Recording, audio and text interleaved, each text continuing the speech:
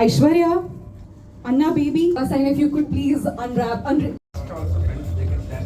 Yes, sure. I request the cast and crew of Karnika movie also to come onto the stage and stand here.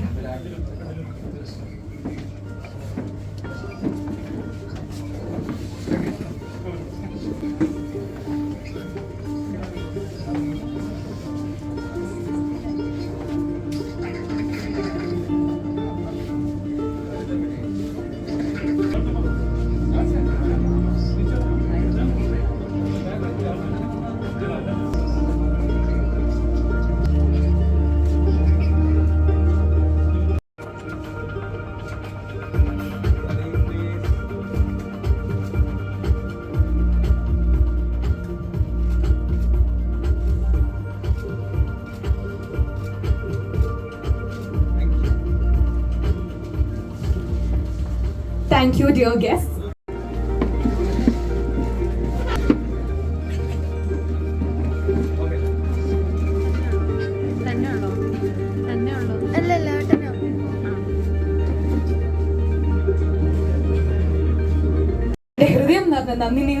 For taking time out and joining us in celebrating. Sohan Roy സാറിൻ്റെ കൂടെ സഹകരിക്കുന്ന രണ്ടാമത്തെ സിനിമയാണ്. ഇത് ജലമായിരുന്നു ആദ്യത്തെ cinema.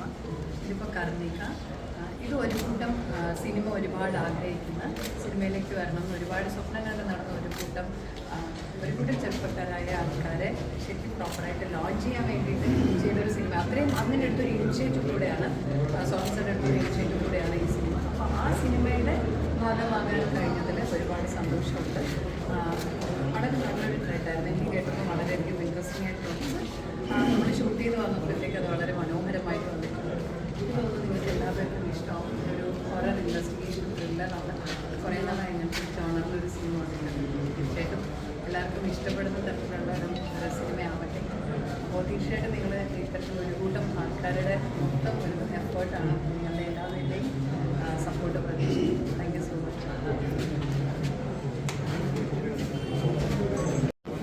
അങ്ങനെയല്ല, ഇതൊരു കൊച്ചു സിനിമയാണ്. അപ്പോൾ ഞാൻ പറഞ്ഞല്ലോ, ഒരു കൂട്ടം പുതിയ ആൾക്കാർ സിനിമയിലേക്ക് വരുന്നുണ്ട്. അത് അവരുടെ സന്തോഷമാണ്. തീർച്ചയായിട്ടും കർണിക ഒരു കൊച്ചു സിനിമയാണ്.